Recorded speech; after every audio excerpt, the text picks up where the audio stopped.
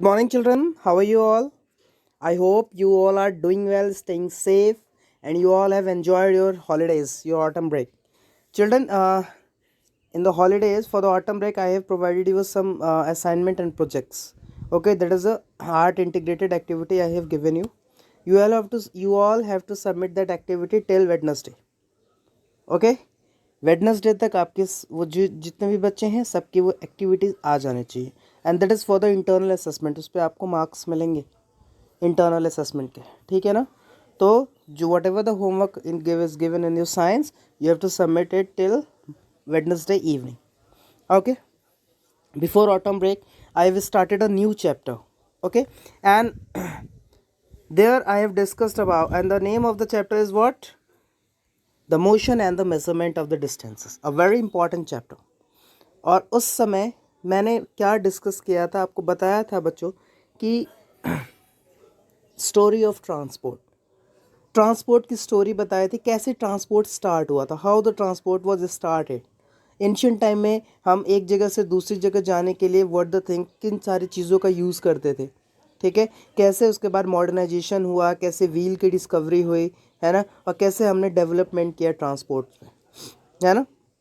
ये सारी चीज़ें हम लोगों ने देखा था. आई होप आप लोग को याद भी होगा अच्छे से. ठीक है, उसके बाद फिर मैंने आपको एस्टिमेशन के बारे में भी आपको बताया था कि अगर आपको मेज़रमेंट करना हो डेस्क का, है ना, तो सपोज दैट आप गिल्ली और एक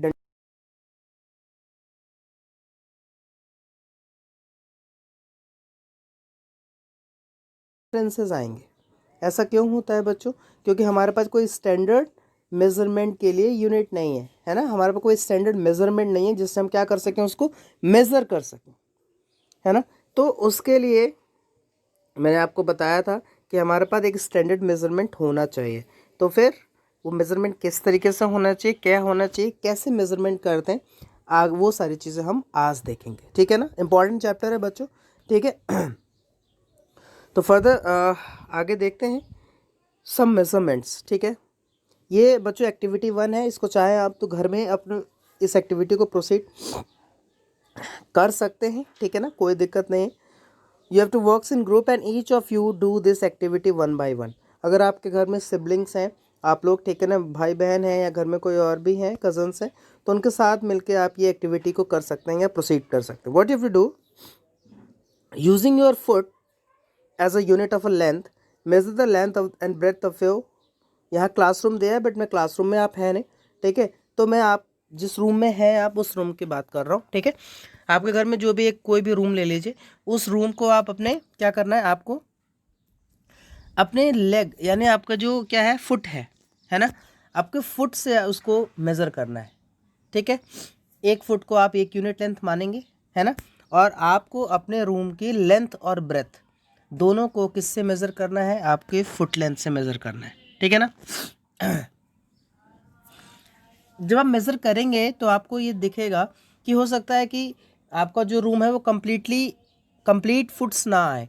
हो सकता है कि सपोज दैट 5 फुट्स हो जाए, है ना, और 5 फुट होने के बाद थोड़ा सा बच जाए, वो कंप्लीट फुट ना हो, आधा ही हो या थोड़ा सा.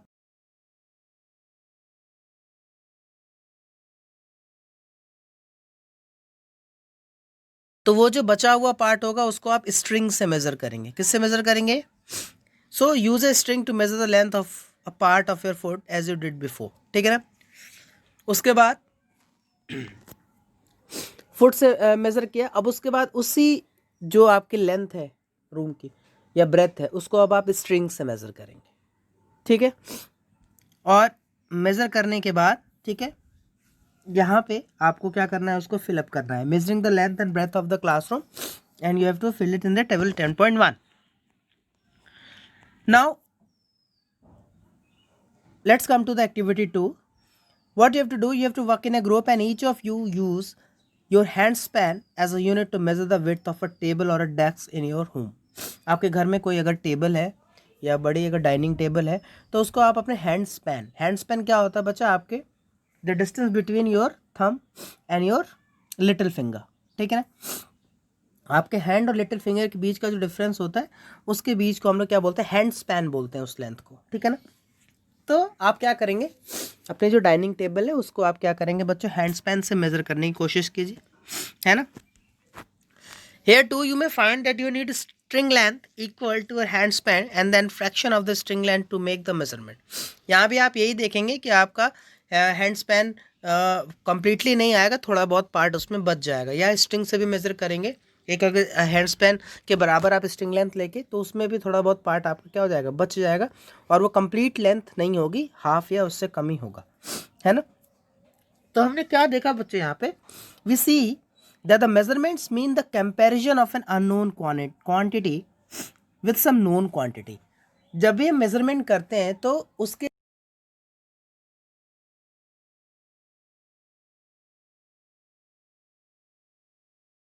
कंपेयर करते हैं, है ना। जैसे आप यहाँ पे किससे कंपेयर कर रहे हैं, अपने हैंड स्पैन से, है ना, अपने फुट से, है ना।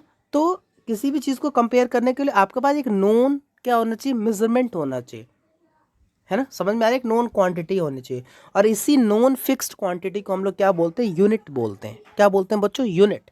ध्यान रखना, इंपॉर्टेंट पार्ट है ना। यूनिट क्या होता है, जब कभी भी आप किसी भी अननोन, जिसके बारे में आपको जानकारी नहीं है, तो अननोन क्वांटिटी या अननोन लेंथ को किसी नोन या फिक्स्ड, है ना, क्वांटिटी से जब आप कंपेयर करते हैं तो उसको हम लोग यूनिट बोलते हैं, UNIT, यूनिट। ध्यान रखना है चीज़ का, है ना। तो जब भी हम किसी भी मेज़रमेंट को क्या करते हैं, डिनोट करते हैं या उसके बारे में बताते हैं या उसको एक्सप्रेस करते हैं ना बच्चों, ठीक है, तो हम उसको 2 पार्ट्स में एक्सप्रेस करते हैं। समझ में आ रहा है, एक आपका नंबर होता है और दूसरा जो पार्ट होता है वो क्या होता है, यूनिट ऑफ मेज़रमेंट, यानी उस मेज़रमेंट की यूनिट होती है। समझ में आ रहा है। तो इस चीज़ का ध्यान रखना कि जब भी हम किसी भी चीज़ की मेज़रमेंट को बताते हैं, है ना, तो क्या करते हैं, उसको 2 पार्ट्स में एक्सप्रेस करते हैं। जब भी लिखते हैं उसको, एक आपका नंबर होता है, ठीक है, और दूसरा आपका क्या होता है, उस मेज़रमेंट की यूनिट होती है, ठीक है। अभी आगे डिस्कस करेंगे कैसे, ठीक है ना। तो जैसे फॉर एग्जांपल अगर आपने एक्टिविटी 1 में आपने मेज़र किया, तो सपोज दैट 12 फुट आया, है ना, आपके जो फुट की लेंथ थी 12, है ना, तो 12 आया, और आपने मेज़र किससे किया, आपने फुट से मेज़र किया, है ना। तो उसको कैसे डिनोट करेंगे, 12 फुट लेंथ। कैसे मेज़र करेंगे, 12 फुट लेंथ। 12 क्या हो गया, नंबर, यानी 12 फुट, और फुट लेंथ क्या हुआ, यानी फुट से आपने उसको मेज़र किया।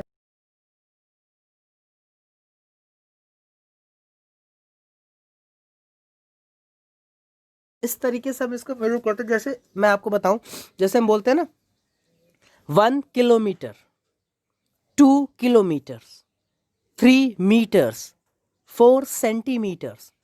तो यहाँ पे 4 क्या है, नंबर है, और किलोमीटर, मीटर, सेंटीमीटर, ये क्या है, ये यूनिट है। आप समझ में आया यूनिट क्या होता है ना।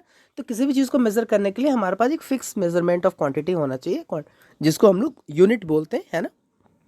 तो इसके बारे में अभी और आगे डिस्कस करेंगे, ये आपको समझाने के लिए मैंने आपको बताया, है ना। इन द सेम वे, जब इसी तरीके से और भी आप मेजरमेंट्स करते हैं, तो आप चाहे हैंड स्पैन से करेंगे तो कितने हैंड स्पैन आएगा। अगर मान लो 4 हैंड स्पैन आया तो इसको क्या लिखोगे, 4 हैंड स्पैन, यानी 4 क्या हो गया, नंबर, और हैंड स्पैन क्या हुआ, यूनिट, है ना। तो बच्चों सबसे बड़ी प्रॉब्लम यहाँ पे क्या आती है ना, यहाँ पे सबसे बड़ी दिक्कत ये आती है कि अगर आपके घर में 5 लोग हैं, है ना, 5 पर्सन्स हैं, और 5 पर्सन्स ने उस डाइनिंग टेबल को अपने अपने हैंड स्पैन से मेज़र किया। तो सपोज दैट अगर आपके फादर ने मेज़र किया तो कितना हैंड स्पैन आया, 10 हैंड स्पैन आया, ठीक है। आपकी मदर ने मेज़र किया उसी डाइनिंग टेबल को, तो उनके हैंड स्पैन से, यानी आपके मदर के हैंड स्पैन से सपोज दैट 8 हैंड स्पैन आया, है ना। अगर आपने मेज़र किया तो आपके 6 आया। तो इसका मतलब क्यों ऐसा हो रहा है ना। फादर से 10 आया, मदर से 8 आया, या ज़्यादा आ सकता है ना। मतलब कहने का मतलब कि वहाँ पे वेरिएशन आपको देखने को मिलेगी, है ना। तो बच्चों मैं ये बता रहा था आपसे कि जब आप फादर, मदर, ठीक है, या आप जब खुद अपने हैंड स्पैन से अपने उस डाइनिंग टेबल को मेज़र करोगे तो वहाँ पे वेरिएशंस देखने को मिलेंगी, वहाँ पे डिफरेंस देखने को मिलेगा। तो डिफरेंस वहाँ पे क्यों देखने को मिला, क्योंकि सबके हैंड स्पैन की लेंथ क्या है, अलग अलग है। आपके हैंड स्पैन छोटे हैं क्योंकि आप अभी छोटे हो, पापा के हैंड स्पैन बड़े होंगे, मम्मी के बड़े होंगे, है ना। तो हैंड स्पैन को हम स्टैंडर्ड मेजरमेंट नहीं मान सकते क्योंकि सबका हैंड स्पैन अलग अलग है। तो किसी के हैंड स्पैन से 10 आएगा, किसी के 5 आएगा, किसी के 4 आएगा, है ना। तो करेक्ट मेजरमेंट जब आपसे पूछा जाएगा तो फिर क्या होगा, कैसे बताओगे आप, है ना। तो इसीलिए सबसे बड़ी दिक्कत ये आती है कि जो हैंड स्पैन वगैरह हो गया या फुट लेंथ वगैरह हो गया, है ना, इन सब से जब चीज़ों को आप मेज़र करते हो तो this is the biggest problem कि आप वहाँ पे एक्यूरेट या करेक्ट मेजरमेंट नहीं ले सकते। आप समझ रहे हो मेरी बात को, है ना। तो इसके लिए हमें क्या चाहिए, we need some standard unit of measurement. हमें एक स्टैंडर्ड यूनिट ऑफ मेजरमेंट चाहिए जो हमेशा सेम हो, हर जगह सेम हो। चाहे आप यहाँ पे मेज़र करें, चाहे ऑस्ट्रेलिया में मेज़र करें, चाहे अमेरिका में मेज़र करें, है ना, चाहे आप कर्नाटका, बेंगलुरु, उत्तर प्रदेश, राजस्थान कहीं भी मेज़र करेंगे आपको वो सेम मिलेगा। समझ में आ रहा है। तो उसके लिए हमें क्या चाहिए, एक स्टैंडर्ड यूनिट ऑफ मेजरमेंट चाहिए कि नहीं चाहिए, तभी तो आप मेज़र कर पाओगे। जब तक आपके पास कोई भी स्टैंडर्ड यूनिट ऑफ मेजरमेंट नहीं होगा, you can't measure it accurately, है ना। क्योंकि जो हैंड स्पैन वगैरह है वो क्या है, वो पर्सन टू पर्सन चेंज होगा, लेकिन जो स्टैंडर्ड यूनिट ऑफ मेजरमेंट होगा वो पर्सन टू पर्सन चेंज।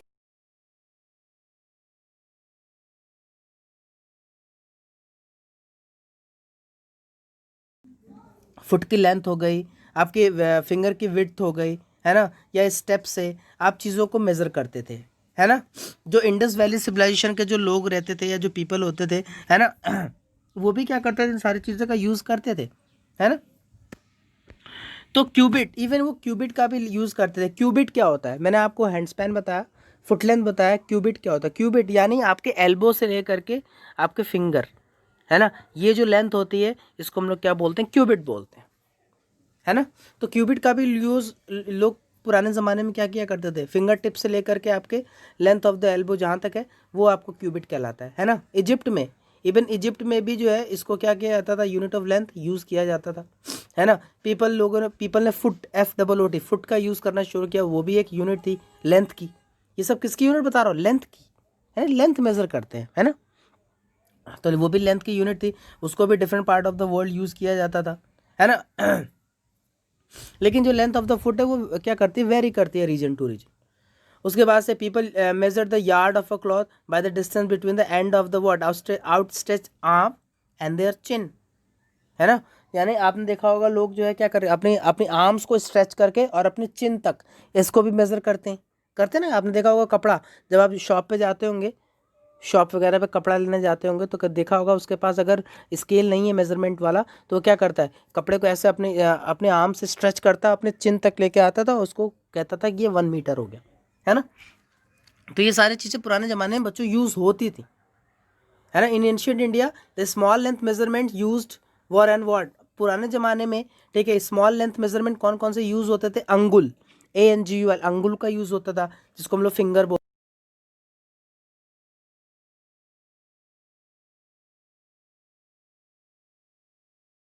आज के इवन टुडे अगर हम बात करें, हम आज देखते हैं कि जो फ्लावर सेलर्स होते हैं वो भी अपने फोर आर्म्स का यूज़ करते हैं as a unit of length for garlands, है ना। अब इवन बहुत सारे टाउन्स में इंडिया में क्या है कि जो फ्लावर सेलर होते हैं वो गार्लैंड के लिए, यानी जब माला वगैरह बनाते हैं तो क्या अपने आर्म्स का यूज़ करते हैं, फोर आर्म्स का यूज़ करते हैं मेजरमेंट के लिए, है ना। तो ऐसे हमारे बॉडी पार्ट्स बहुत सारे हैं, ठीक है, जिसका हम यूनिट ऑफ लेंथ के रूट में एज ए कन्वीनियंट क्या करते हैं, उसको यूज़ करते हैं। लेकिन सबके बॉडी पार्ट्स का क्या साइज सेम तो होता नहीं है, सबका बॉडी पार्ट क्या होता है, डिफरेंट डिफरेंट लेंथ का होता है ना। तो इसीलिए मेजरमेंट में कंफ्यूजन क्रिएट हो जाता था। तो इसीलिए 1790 में एक फ्रेंच जो थे उन्होंने क्रिएट किया एक स्टैंडर्ड यूनिट ऑफ मेजरमेंट, है ना, जो हर जगह सेम हो, सबको पता हो, है ना। तो उसको हम लोग मैट्रिक सिस्टम बोलते हैं। What we call it the metric system, METRICSYSTEM, उसी को हम लोग ने मैट्रिक सिस्टम का। For the sake of the uniformity the scientist all over the world have accepted a set of standard unit of measurement. भाई अब हर जगह same हो आपका मेजरमेंट, इसीलिए दुनिया भर के जो साइंटिस्ट हैं उन्होंने इसको क्या किया, एक्सेप्ट किया कि भाई ये बहुत ज़रूरी है, हर जगह मेजरमेंट की जो यूनिट होनी चाहिए वो सेम होनी चाहिए, एक स्टैंडर्ड यूनिट ऑफ मेजरमेंट होना चाहिए हमारे पास, जिससे आप कहीं भी उस चीज़ को मेज़र करें तो आपका आंसर क्या आए, सेम आए, आपको करेक्ट जो है इंफॉर्मेशन या जो है मेजरमेंट मिले, है ना। तो इसी सिस्टम ऑफ यूनिट्स को हम लोग आज के ज़माने में क्या बोलते हैं, international system of units. What we call it the international system of units, जिसको हम लोग क्या बोलते हैं, SI यूनिट्स, है ना, इसी को हम लोग एसआई यूनिट, एसआई यूनिट क्या है,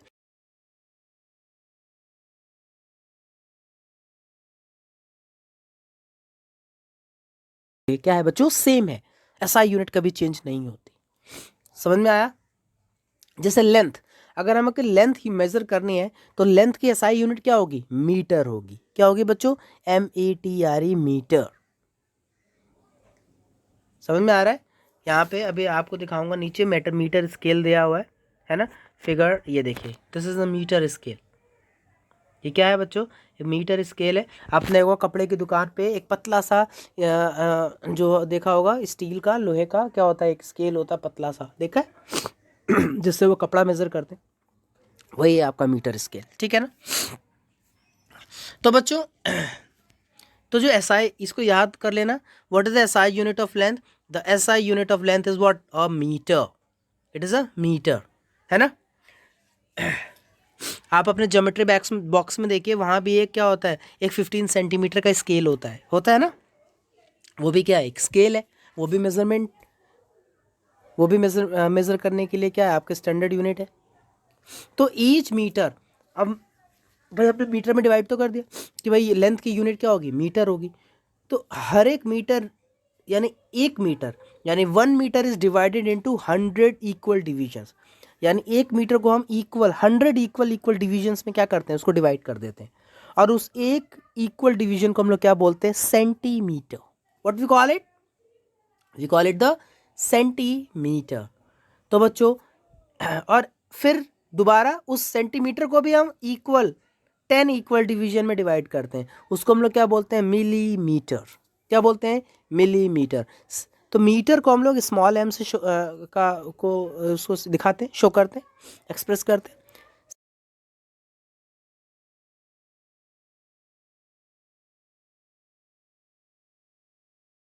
small m, it is called millimetre. तो बच्चों, यहाँ ये चीज़ इंपॉर्टेंट, ध्यान देने वाली बात क्या है कि 1 metre is equal to 100 centimetres, okay, and 1 centimetre is equal to 10 millimetre. ध्यान देना इस चीज को, 1 metre is equal to 100 centimetre and 1 centimetre is equal to 10 millimetres. ये हमारे स्टैंडर्ड यूनिट ऑफ मेजरमेंट्स हैं, ये कभी चेंज नहीं होंगे। समझ में आ रहा है। तो अब देखो, आपको पता है भाई, जब हम लेंथ की मेजरमेंट करते हैं तो हम स्मॉल मेजरमेंट्स का भी यूज़ करते हैं, बड़ी बिगर मेजरमेंट्स का भी यूज़ करते हैं। ये तो आपने फर्स्ट सेकंड थर्ड में पढ़ा हुआ है ना, जहाँ पे आपने मेजरमेंट पढ़ा होगा, है ना। तो जब हम लार्ज डिस्टेंसेस, यानी बड़ी बड़ी लार्ज डिस्टेंसेस मेजर करते हैं, है ना, तो उसको हम क्या करते हैं, मीटर से तो आप यूज़ नहीं कर सकते ना, क्योंकि मीटर तो छोटा होता है ना। अब सेंटीमीटर है, अब सोचो सेंटीमीटर कितना छोटा है। अब मैं आपसे बोलूं कि यहाँ से गोरखपुर से लेकर के और आप जो है दिल्ली तक की डिस्टेंस को मेज़र कीजिए सेंटीमीटर में, तो कितना टाइम लगेगा, सोचो, सेंटीमीटर सेंटीमीटर मेज़र करते रह जाएंगे आप, है ना। तो बड़ी डिस्टेंसेस को मेज़र करने के लिए बड़ी यूनिट्स होती हैं, और छोटी डिस्टेंसेस को मेज़र करने के लिए हमारे पास छोटी यूनिट्स होती हैं, है ना। तो मीटर, सेंटीमीटर, मिलीमीटर, ये सब क्या है, ये सब बहुत ही स्मॉल यूनिट्स हैं, है ना। समझ में आ रहा है। और बड़ी यूनिट्स को मेजर करने के लिए हमारे पास बड़ी यूनिट्स होती है। तो बड़ी यूनिट्स क्या है, यहाँ पे लार्जर यूनिट ऑफ लेंथ को क्या डिफाइन करते हैं हम लोग, किलोमीटर्स। क्या डिफाइन करते हैं बच्चों, किलोमीटर्स। इसको हम स्मॉल k और स्मॉल m से क्या करते हैं, शो करते हैं, है ना। तो 1 किलोमीटर इज इक्वल टू,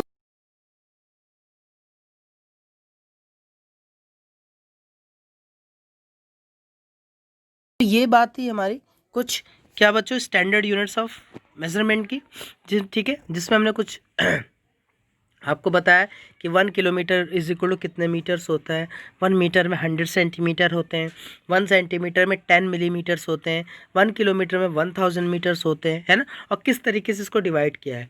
दूसरी चीज़ हमने आज क्या देखा, हमने आज ये सीखा कि क्यों जो एंशियंट टाइम में जो मेजरमेंट्स यूज़ होते थे, जैसे हैंड स्पैन हो गया, क्यूबिट हो गया सॉरी, ठीक है, उसके बाद से ये मुट्ठी हो गई, अंगुल हो गई, फिस्ट हो गए, इन सारी चीज़ों का आज के ज़माने में हम यूज़ क्यों नहीं करते।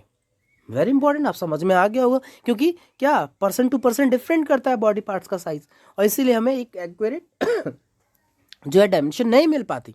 तो इसीलिए हम इन सारी चीज़ों का क्या करते हैं बच्चों, यूज़ करते हैं, है ना। तो अब नेक्स्ट है हमारा करेक्ट मेजरमेंट ऑफ लेंथ, है ना। तो ये हम नेक्स्ट राउंड पे स्टार्ट करेंगे और इसमें मैं आपको सिखाऊंगा कि कैसे लेंथ की मेजरमेंट हमको करेक्टली करना चाहिए, आपको स्केल का यूज़ कैसे करना चाहिए, है ना। बहुत सारे बच्चों लाइंस को या लेंथ की मेजरमेंट लेते समय गलत मेजरमेंट लेते हैं, है ना। उसका सही क्या तरीका है वो हम नेक्स्ट लेक्चर में देखेंगे, ठीक है। आज के लिए इतना ही, ठीक है। छुट्टियों के बाद आप लोग आ रहे हैं, इसलिए मैंने बहुत इंपॉर्टेंट वीडियो आपके लिए बनाया जिससे आपको एक फ्रेश अप, थोड़ा सा पुराना रिवाइज भी हो जाए और आज का जो आपका लेंथ का जो मेज़रमेंट है, ठीक है ना, उसके क्या क्या स्टैंडर्ड यूनिट्स हैं, क्यों हम उसको यूज़ करते हैं, क्यों पुराने ज़माने में एंशिएंट टाइम में यूज़ किए जाने वाले मेजरमेंट्स को हम आज यूज़ नहीं करते, इन सारी चीज़ों को हमने सीखा और जाना, ठीक है। होमवर्क्स मैं आपको दे देता हूँ, होमवर्क आप कर लीजिएगा और ज़रूर थॉरली इसके थ्रू जाइए। और हाँ, एक चीज़ और वेरी इंपॉर्टेंट, जो असाइनमेंट दिया था वो वेडनेसडे इवनिंग तक मुझे सबमिट हो जाना चाहिए। You getting my point?